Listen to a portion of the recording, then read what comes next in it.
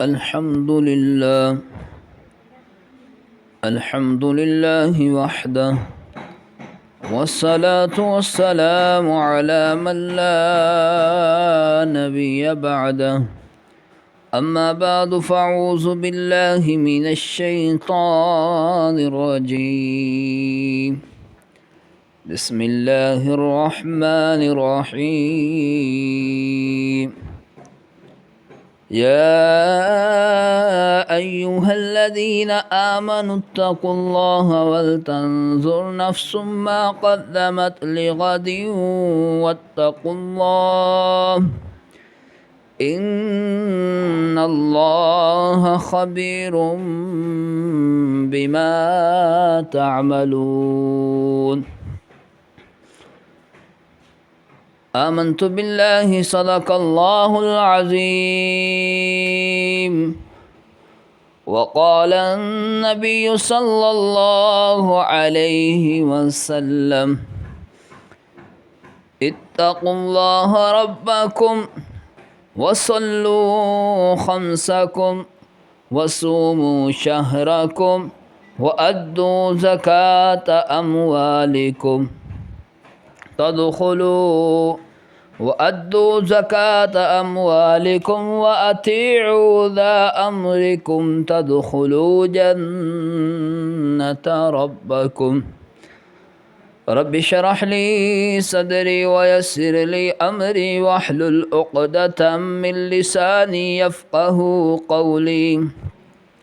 رب زدني علما رب زدني علما رب زدني علما. سبحانك لا علم لنا إلا ما علمتنا إنك أنت العليم الحكيم. سب حضرات ایک مرتبہ درود پاک پڑھ لیجئے. اللہم صلی علی محمد وعلی آل محمد كما صليت على إبراهيم وعلى آل إبراهيم إنك حميد مجيد. اللهم بارك على محمد وعلى آل محمد كما باركت على إبراهيم وعلى آل إبراهيم إنك حميد مجيد.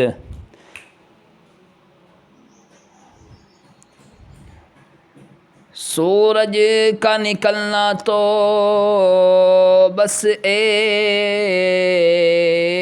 بہانہ ہے. سورج کا نکلنا تو بس ایک بہانہ ہے. سرکار کے جلووں سے روشن یہ زمانہ ہے. بن دیکھے محمد کو قربان زمانہ ہے. بن دیکھے محمد کو قربان زمانہ ہے. جس جس کو بھی دیکھا ہے وہ ان کا دیوانہ ہے. کچھ بھی تو نہیں پلے اعمال ارے صائم. کچھ بھی تو نہیں پلے اعمال ارے صائم. سرکار کی مدحت ہی بخشش کا بہانہ ہے. اور معراج کی شب اللہ جبریل سے یہ بولے. معراج کی شب اللہ جبریل سے یہ بولے محبوب کے تلووں پر لب رکھ کے جگانا ہے، سورج کا نکلنا تو بس ایک بہانہ ہے، سرکار کے جلووں سے روشن یہ زمانہ ہے۔ برادران اسلام، بھائیو، دوستو اور بزرگوں، حضرت ابو امامہ رضی اللہ تعالی عنہ بیان کرتے ہیں کہ نبی علیہ السلام نے حجۃ الوداع کے دوران اپنی اونٹنی الجدہ پر بیٹھے ہوئے یوم نحر کو منی میں خطبہ ارشاد فرمایا، اور یوم نحر کا دن وہ دن ہے کہ جس کے متعلق اللہ کے نبی صلی اللہ علیہ وسلم کا فرمان ہے کہ اعظم الایام عند یوم النحر، کہ اللہ کے ہاں سب سے زیادہ عظمت، سب سے زیادہ باوقار دن یوم نحر کا یعنی قربانی کا دن ہے۔ تو بہرحال یوم نحر کو نبی علیہ السلام نے منی میں خطبہ ارشاد فرمایا۔ آپ صلی اللہ علیہ وسلم کجاوے کے رکاب میں پاؤں مبارک رکھ کر کھڑے ہوئے اور لوگوں کو اپنی طرف متوجہ کرنے کے لیے، لوگوں کا دھیان اپنی طرف کرنے کے لیے بلند آواز میں ارشاد فرمایا کہ الا تسمعون، کیا فرمایا کہ الا تسمعون، کیا تم سنتے نہیں؟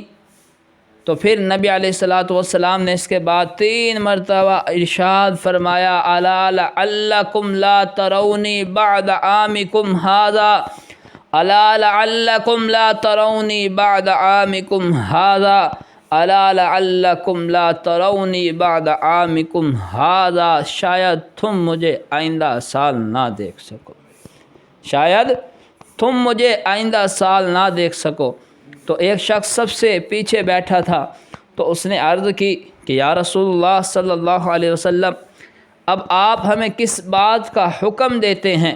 تو نبی علیہ السلام نے ارشاد فرمایا کہ اتقوا اللہ ربکم وصلوا خمسکم وصوموا شہرکم وادوا زکاة اموالکم واطیعوا ذا امرکم تدخلوا جنت ربکم۔ سب سے پہلی بات تو فرمائی کہ اتقوا اللہ ربکم، تم اس اللہ سے ڈرو جو تمہارا رب ہے، اور فرمایا کہ وصلوا خمسکم، اور 5 نمازیں ادا کرتے رہو، وصوموا شہرکم، اور اپنے مہینے یعنی ماہ مبارک رمضان المبارک کے مہینے کے روزے رکھتے رہو، وَأَدُّوا زَكَاةَ أَمْوَالِكُمْ، اور اپنے مال کی زکوٰۃ ادا کرتے رہو، وَأَطِيعُوا ذَا أَمْرِكُمْ، اور فرمایا کہ اپنے حکمرانوں کی اطاعت کرتے رہو، تدخلوا جنت ربکم، اس طرح تم اپنے رب کی جنت میں داخل ہو جاؤ گے۔ تو اس خطبے میں نبی علیہ السلام نے 5 باتوں کا حکم دیا، اور ان 5 باتوں پر عمل کرنے والے کو اللہ کے پیارے نبی حضرت محمد مصطفیٰ صلی اللہ علیہ وسلم نے جنت کی خوشخبری، جنت کی بشارت دی ہے۔ اللہ اکبر۔ تو سب سے پہلی بات جس کا نبی علیہ السلام نے حکم دیا، فرمایا کہ اتقوا اللہ ربکم، اور تم اس اللہ سے ڈرو جو تمہارا رب ہے، یعنی پرہیزگار بن جاؤ، نیکوکار بن جاؤ، تقوی اختیار کر لو۔ اب تقوی سے کیا مراد ہے؟ تقوی کسے کہتے ہیں؟ تقوی سے مراد ہے کہ انسان کے دل کے اندر اللہ تبارک و تعالی کا ایسا خوف اور ایسا ڈر پیدا ہو جائے کہ انسان اللہ کی نافرمانی سے باز آ جائے، اور جب اس کے دل میں کوئی گناہ کا، کسی برائی کا خیال پیدا ہو تو اللہ کا خوف اس کے اور اس کے دل کے درمیان میں حائل ہو جائے، اور یہ اس گناہ سے بچ جائے، اس گناہ سے خود کو بچا لے۔ اور اللہ تعالیٰ قرآن مجید فرقان حمید کے اندر بار بار تقوی اختیار کرنے کا حکم فرما رہے ہیں، جیسا کہ ایک مقام پر فرمایا کہ یا ایھا الذین آمنوا اتقوا اللہ ولتنظر نفس ما قدمت لغد واتقوا اللہ ان اللہ خبیر بما تعملون۔ فرمایا کہ اے ایمان والو، تقوی اختیار کر لو، اللہ سے ڈرو، ولتنظر نفس ما قدمت لغد، اور ہر شخص کو یہ دیکھنا چاہیے، ہر شخص کو اپنے اعمال کا حساب کرنا چاہیے کہ اس نے کل کے لیے کیا کچھ بھیجا ہے۔ واتقوا اللہ، اور اللہ سے ڈرو، ان اللہ خبیر بما تعملون، بے شک اللہ تمہارے اعمال سے باخبر ہے۔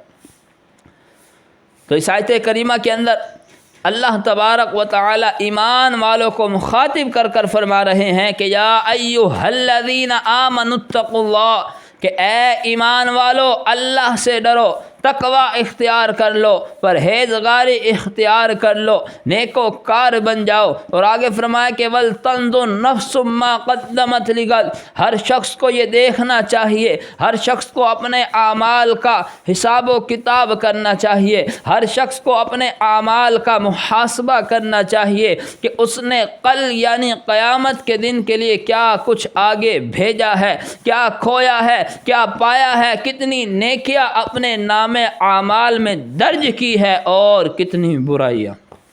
اور اللہ پھر فرما رہے ہیں کہ واتقوا اللہ، اور اللہ سے ڈرو، ان اللہ خبیر بما تعملون، بے شک اللہ تمہارے اعمال سے باخبر ہے، یعنی تم جو کچھ کر رہے ہو اللہ اسے جانتا ہے اور دیکھ رہا ہے۔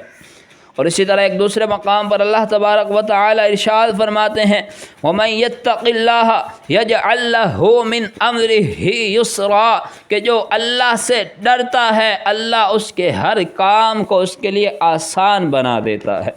اللہ اکبر۔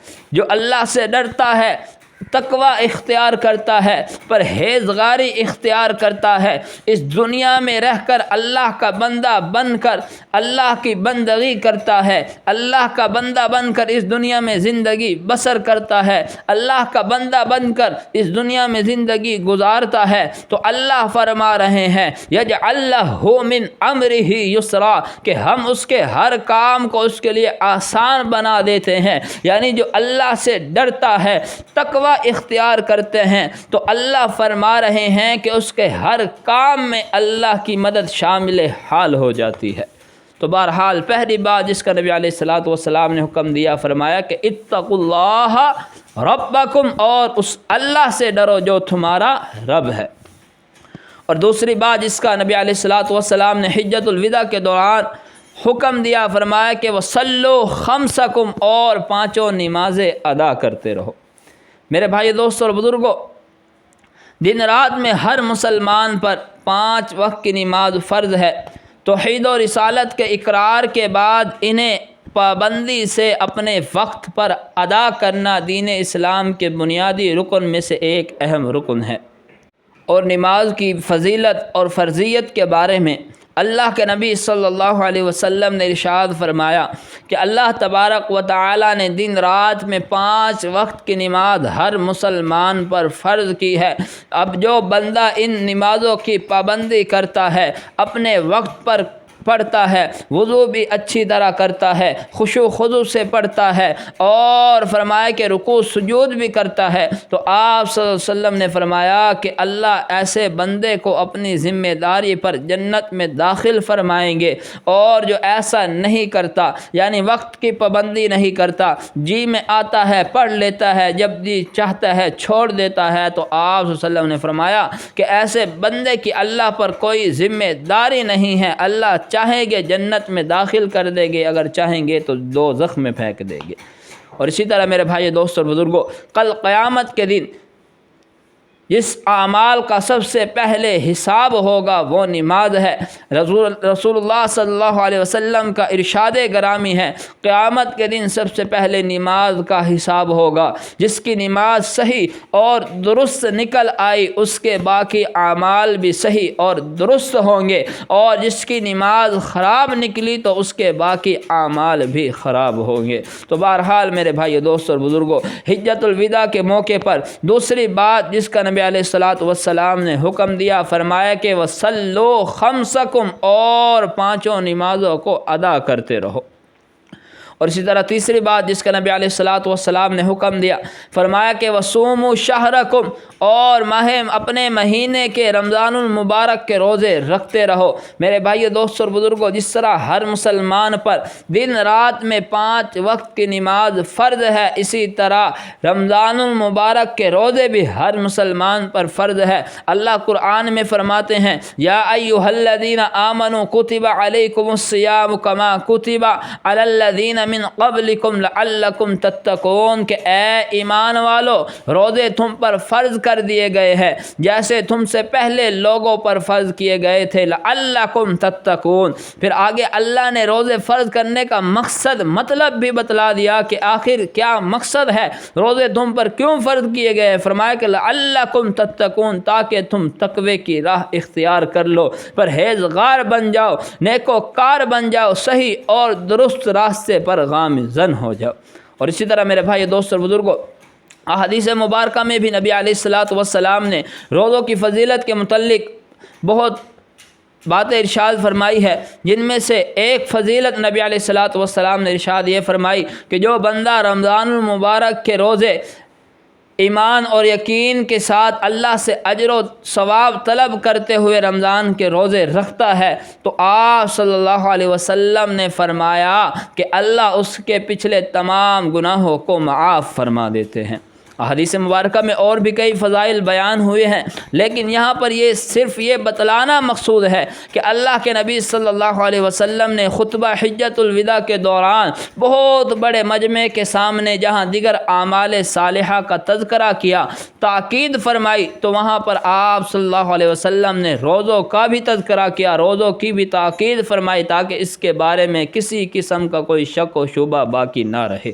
تو بہرحال میرے بھائی دوست اور بزرگوں، تیسری بات جس کا نبی علیہ الصلاۃ والسلام نے حجۃ الوداع کے دوران حکم دیا، فرمایا کہ وَصُومُوا شَهْرَكُمْ، اور رمضان المبارک کے روزے رکھتے رہو۔ اور اسی طرح چوتھی بات جس کا نبی علیہ الصلاۃ والسلام نے حکم دیا، فرمایا کہ وَأَدُّوا زَكَاةَ أَمْوَالِكُمْ، اور اپنے مال کی زکوٰۃ ادا کرتے رہو۔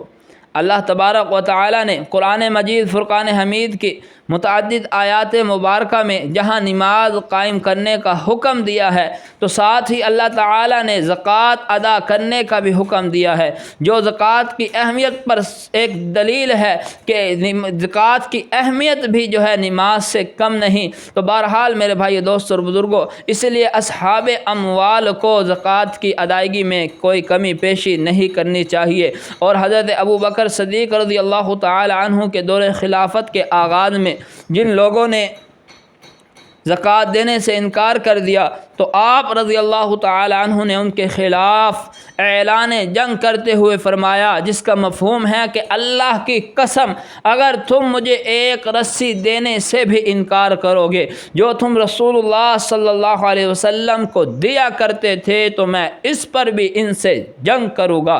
تو اس بات سے اندازہ لگایا جا سکتا ہے کہ زکوٰۃ کی ادائیگی کس قدر اہم اور ضروری ہے۔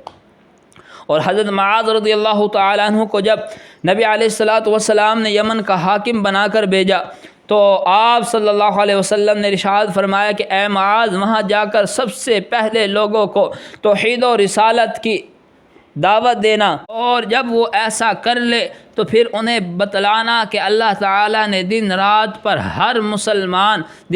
میں ہر مسلمان پر 5 وقت کی نماز فرض کی ہے، اور جب وہ ایسا کر لے یعنی نمازیں پڑھنے لگ جائے، تو پھر تم انہیں بتلانا کہ اللہ تعالیٰ نے اپنے مال کی زکوٰۃ ادا کرنا ہر مسلمان پر فرض کی ہے، جو انہی کے اغنیاء سے لے کر، انہی کے امیر لوگوں سے لے کر، انہی کے غرباء، فقراء، یتیم یتیم مسکین لوگوں میں تقسیم کی جائے گی۔ تو بہرحال میرے بھائی دوست اور بزرگوں، حجۃ الوداع کے خطبے میں نبی علیہ الصلاۃ والسلام نے چوتھی بات جس کا حکم دیا، فرمایا کہ وَأَدُّوا زَكَاةَ أَمْوَالِكُمْ، اور اپنے مال کی زکوٰۃ ادا کرتے رہو۔ اور پانچویں اور آخری بات جس کا نبی علیہ الصلاۃ والسلام نے حکم دیا، فرمایا کہ وَأَطِيعُوا ذَا أَمْرِكُمْ، اور اپنے حکمرانوں کی اطاعت کرتے رہو۔ اللہ تبارک و تعالی نے قرآن مجید فرقان حمید کے اندر اپنی اور اپنے حبیب صلی اللہ علیہ وسلم کی اطاعت کا حکم دینے کے بعد اصحاب اقتدار کی، حاکم وقت کی اطاعت کا بھی حکم دیا ہے۔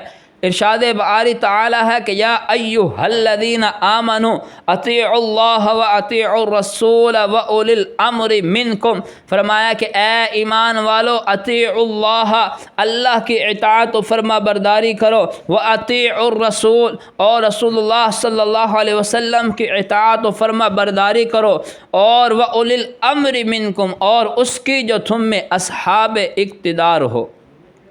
تو اس آیت کریمہ کے اندر اللہ تبارک و تعالی نے اپنی اور اپنے حبیب کی اطاعت کے بعد اصحاب اقتدار کی، حاکم وقت کی اطاعت کرنے کا حکم دیا ہے۔ اور نبی علیہ الصلاۃ والسلام کا فرمان ہے کہ سننا اور فرما برداری کرنا ہر مسلمان پر ضروری ہے، اور سوائے خواہ اس بات کا حکم ہو کہ جو اسے پسند ہو یا اس بات کا جو اسے ناپسند ہو، یعنی ہر حال میں فرما برداری کرنی ہے۔ اور نبی علیہ السلام نے فرمایا کہ سوائے اس کے کہ اسے معصیت کا حکم دیا جائے۔